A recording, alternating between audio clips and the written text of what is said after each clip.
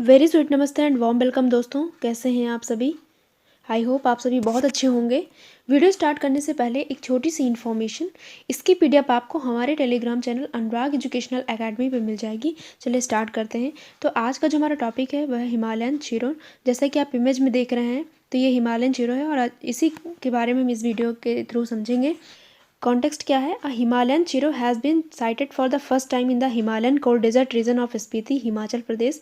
ये जो Himalayan serow है अभी पहली बार इसको जो स्पीति का जो हिमालयन कोल्ड डेजर्ट रीजन है वहाँ पे इसको स्पॉट किया गया है, वहाँ पे सबसे पहले इसको देखा गया है। फॉर द फर्स्ट टाइम इसको वहाँ पे देखा गया है हिमाचल प्रदेश के अंदर। Spiti lies in the cold mountain desert region of the western Himalaya and its valley floor has an average elevation of 4270 metres above sea level. ये जो स्पीति है जहाँ पे ये देखा गया है, ये कहाँ पे लाई करता है? जो कोल्ड माउंटेन डेजर्ट रीजन है वेस्टर्न हिमालय का, जो वेस्टर्न हिमालय का कोल्ड माउंटेन डेजर्ट रीजन है वहाँ पे ये स्पीति वैली स्थित है। और इस वैली की जो एवरेज एलिवेशन है, जो एवरेज ऊंचाई है इसकी, वो 4270 मीटर है अबव सी लेवल। यानी सी लेवल से इसकी जो ऊंचाई है वो 4270 मीटर है। वहाँ पे इसको जो है देखा गया है।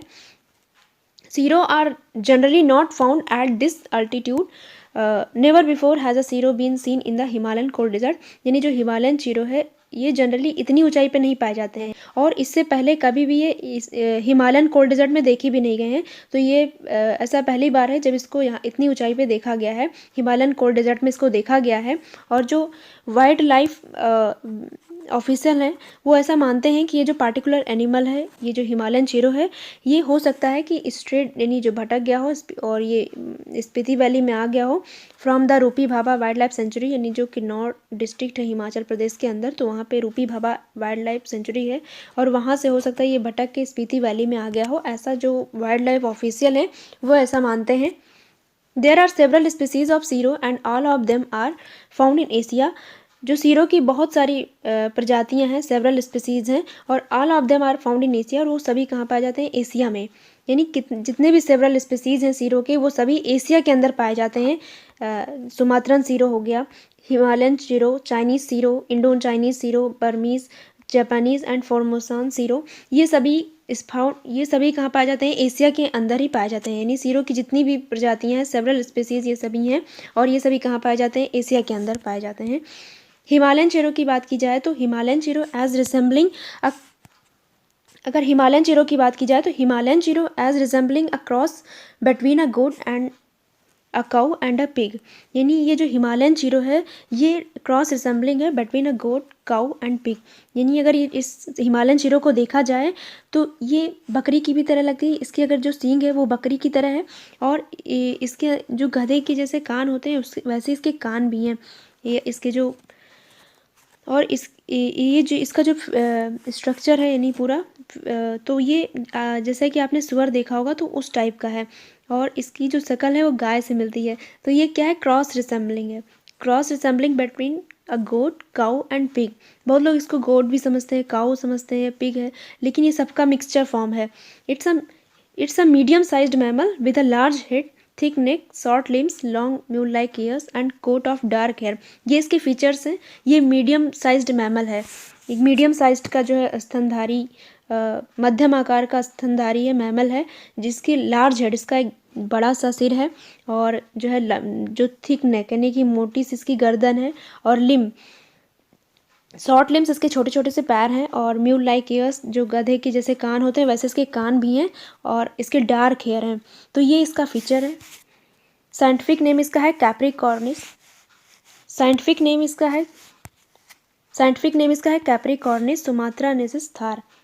इसका ये साइंटिफिक नेम है, वैज्ञानिक नाम है इसका हिमालयन चिरो का, कैप्रिकॉर्निस सुमात्रानेसिस Thar.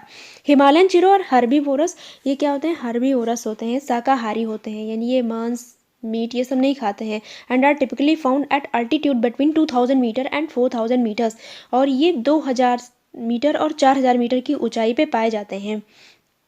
They are known to be found in eastern, central and western Himalaya, but not in the Trans Himalaya region. ये जनरली कहाँ पाए जाते हैं? ईस्टर्न, सेंट्रल और वेस्टर्न हिमालय में पाए जाते हैं। इनका जो हैबिटेट है वो ईस्टर्न, सेंट्रल और वेस्टर्न हिमालय में है।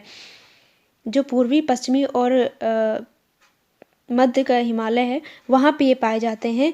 ये ट्रांस हिमालय में नहीं पाए जाते हैं, but not in the trans Himalayan region. ये ट्रांस हिमालयन रीजन में नहीं पाए जाते। ट्रांस हिमालय जो हिमालय का सबसे उत्तरी भाग है, यानी जो नदर्न मोस्ट पार्ट है हिमालय का, वहाँ पे ये नहीं पाए जाते हैं। जैसे कि आपने पढ़ा होगा ट्रांस हिमालय, फिर ग्रेट हिमालय, तो ये ट्रांस हिमालय में नहीं पाए जाते हैं।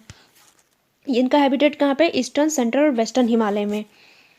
अगर प्रोटेक्शन स्टेटस की बात की जाए तो it is listed under schedule first of the wild life protection act 1972 which provides absolute protection. ये जो वाइल्ड लाइफ प्रोटेक्शन एक्ट है 1972 का, उसके अंदर ये शेड्यूल फर्स्ट में इसको रखा गया है, विच प्रोवाइड्स एब्सोल्यूट प्रोटेक्शन, जो इससे एब्सोल्यूट प्रोटेक्शन जो है प्रोवाइड करता है, पूर्ण संरक्षण इसको प्रदान करता है। और IUCN की रेड लिस्ट के अंदर अगर इसको देखा जाए तो इसको वल्नरेबल कैटेगरी के अंदर रखा गया है। वल्नरेबल कैटेगरी के अंदर इसको जो है रखा गया है। जो IUCN की रेड लिस्ट बुक है, तो उसमें जितने भी दुनिया भर के वाइल्ड लाइफ स्पीसीज़ हैं उनको क्लासीफाई किया गया है। रेड डेटा बुक के अंदर जो स्पीसीज़ हैं उसको अलग अलग कैटेगरी में डिवाइड किया गया है। जैसे हो गया एक्सटिंक्ट, जैसे एक्सटिंक्ट हो गया, extinct in the wild, critically endangered, vulnerable, not near threatened, least concern, और दो आपके और होते हैं। एक होता है डेटा डिफिशिएंट, जिसको बोलते हैं DD, और एक होता है नॉट इवेल्युएटेड। तो दो कैटेगरी और होती है जो कि यहाँ पे मेंशन नहीं है। तो एक्सटिंक्ट में क्या होता है कि जो इसमें इसके अंदर ऐसे स्पीसीज़ को रखा जाता है जो विलुप्त हो चुके हैं, यानी उन जो स्पीसीज़ है उसका कोई भी मेंबर नहीं बचा है, वो पूर्णतः विलुप्त हो चुके हैं, तो उनको इस कैटेगरी में रखा जाता है एक्सटिंक्ट में। और एक्सटिंक्ट इन द विल्ड जो विलुप्ति के कागार पे हैं, यानी जो इसका आखिरी इंडिविजुअल है वो अपने प्राकृतिक फॉर्म में नहीं है, बल्कि उसको क्या है, वो कल्टीवेट किया गया है, वो अपने मेंबर का एक लास्ट बचा हुआ है, यानी कि वो बिल्कुल विलुप्ति के कागार पे, तो उसको इसमें रखा जाता है। और क्रिटिकली इंडेंजर्ड वल्नरेबल में क्या होते हैं, क्राइटेरिया होते हैं। अब क्रिटिकली इंडेंजर्ड में किसको रखा जाता है, तो इसके अंदर ऐसी स्पीसीज़ को रखा जाता है जिनकी पॉपुलेशन पिछले 10 सालों में 90% घटी है। और आगे ऐसा भी अनुमान है कि इनकी जो पॉपुलेशन है वो 10 सालों में 50% तक जो है लुप्त हो सकती है, एक्सटिंक्ट हो सकती है, तो उसको क्रिटिकली इंडेंजर्ड के अंदर रखा जाता है। इंडेंजर्ड के अंदर भी क्राइटेरिया होते हैं कि इसके अंदर ऐसे स्पीसीज़ को रखा जाता है जिनकी ऐसी प्रजाति को रखा जाता है जिसकी पॉपुलेशन पिछले 10 सालों में 70% तक घटी है।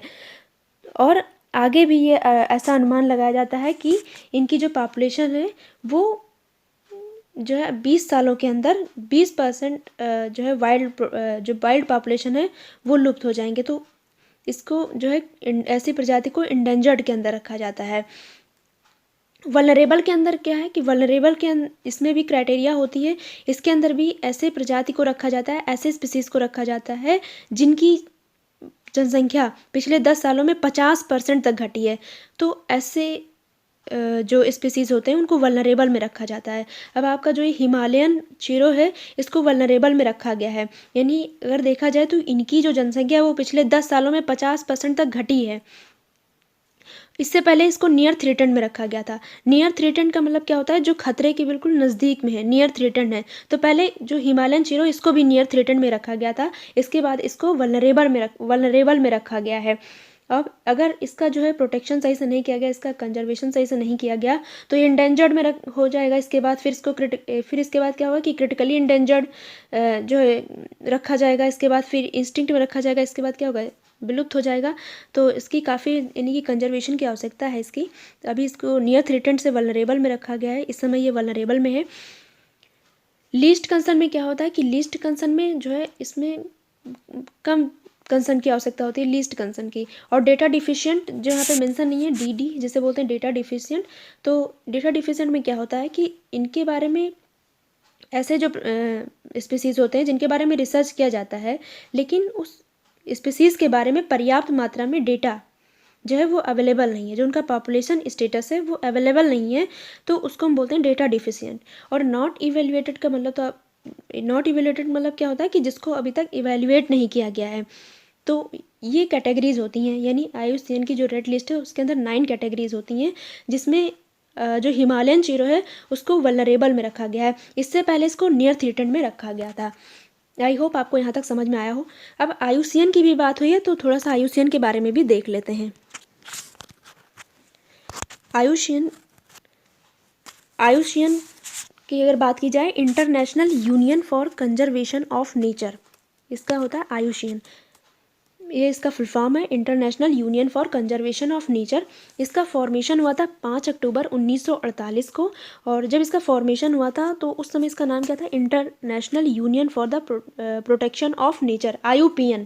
इसका फॉर्मरली नेम है, यानी फॉर्मर इसका नेम है, पहले का इसका नाम है IUPN। पहले इसको IUPN के नाम से जाना जाता था, लेकिन इसके बाद में फिर इसको IUCN कर दिया गया, international union for conservation of nature.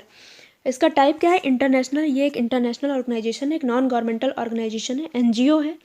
इसका फोकस क्या है, working in the field of nature conservation and sustainable use of natural resources.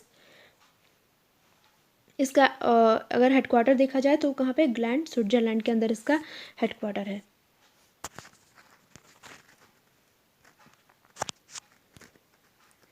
I hope आपको ये वीडियो पूरा समझ में आया हो। अगर आपको वीडियो अच्छा लगे तो प्लीज़ इसे लाइक करें। आई होप आपको वीडियो अच्छा लगा हो। अगर आपको वीडियो अच्छा लगे तो प्लीज़ इसे लाइक करें, अपने दोस्तों के साथ इसे ज़्यादा से ज़्यादा शेयर करें। अनुराग एजुकेशनल एकेडमी को सब्सक्राइब कर बेल आइकन पर प्रेस कर दें ताकि जो भी नोटिफिकेशन हो वो आप तक पहुंचती रहे। Thanks for watching. बी